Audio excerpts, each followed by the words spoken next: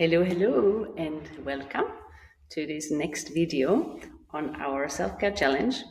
So I hope you have been finding benefits of it, that you have been going back to the very first video so you get a hang of what's actually happening during this challenge. So the challenge doesn't have really have a length, so it depends really on you in which rhythm and in which time you want to do this. You can also come back to it some other time if you feel that it's not the right moment. So today, as lesson 3, we are going to talk about setting exciting life goals as part of self-care. So what does that mean?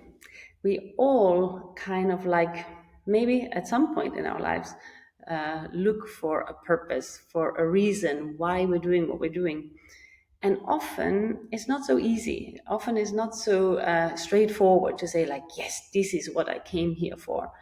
And so mental, let's say this neglecting mental health is by not even wanting to bother about what could be a life goal. So I would say, as part of self-care, it's definitely important to know what you want in your life. And this can be very small. It doesn't have to be like I'm changing the world. It can start from very small things. So setting life goals, if you haven't already, some can be really fun and it can be very exciting as well. And I would like you to feel more empowered and feel more in control of your life. So once you have that, then you will more likely feel better for the best reasons. So setting life goals gives you most likely more hope. It will give you more direction, more clarity. You will know what you want from your life. So it's a really good idea to join me in this exercise and see how it feels to you. Most of all, the goals have to be realistic, obviously, because when they are hard to achieve, you will not be able to believe in them. So that's why we start with something which is closest to you, something which is the easiest to achieve. So now we are at this page. I will again post it separately, which is setting exciting life goals. So it looks like this. So we're getting to that page where you are having some examples as well. Exciting goals. How realistic is the goal to me and my lifestyle? And how can I get there? So those are the through upper layer lines. And here are a few examples. So where the people I'm working with nowadays, we always talk about dollars. That's why one of the exciting goals can be earn $10,000 a month by the end of this year. So could that be a goal for you? Have you ever actually thought that you could earn more? Or have you always felt well, what I do is just what it is, and there is no bigger growth in that? But why not? Have you ever thought about it? Because that was exactly something for me where for a long time I felt well, that what I have studied and where I am, how on earth could I ever earn more than what I already do? And I was so wrong. I'm just blown away by the possibilities, and we all have them. So for example, how realistic would it be to earn 10,000 a month by the end of the year? 7 out of 10. Well, it's up to you. What do you think? And again, this is just an example.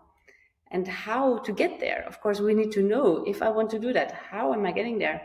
I mean, I must say, back in the days when I started getting into yoga and spirituality, I thought I can just dream and then it will come. It's unfortunately not like that. Even though a lot of dreams come true when you really want them, when you feel them right from your heart. But an action plan is pretty important if you want to reach something which at first maybe seems impossible. So in this example, it says create more products to sell. Go to your boss and ask for a raise. Change the job completely. There is many different ways of getting to in this example. So what other goal there is there? Be more present every day. How realistic is that? So in this example, it's 6 out of 10. I mean, how is that for you if you would think about, okay, one of my goals is being more present. So what would you do? Meditate at least 15 minutes every day. Immerse yourself in gratitude every day. So this is a very good start.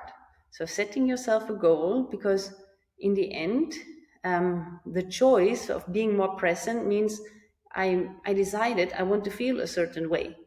And in order to feel this way, you have to do something, right? So this is the practice. This is why we have all the tools in yoga, because we want to go for a goal. And then the other example, make every life event memorable. And that means proper planning is needed. I'm determined to make the most of every special event this year. So again, these are just examples. If you're the kind of person who likes to do these things, this will work really well for you. And then, like it says at the bottom, if your exciting goals does not reach at least 6 out of 10 in terms of realism, scrap it and create another goal. So having a goal, what am I going to do with my life? It can also be like taking a trip. I'm going to now once a year travel here and there, something like that. So this can be a really nice goal as we start in a simple way. There will be this form where you can go to and then fill out exactly, ponder a little bit how it feels to you, where you could get, and again, small and realistic.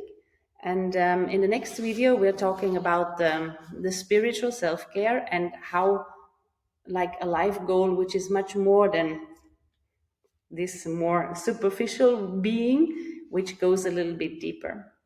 But I hope you're going to be ready to do this exercise and let me know how it feels. And I see you in the next video.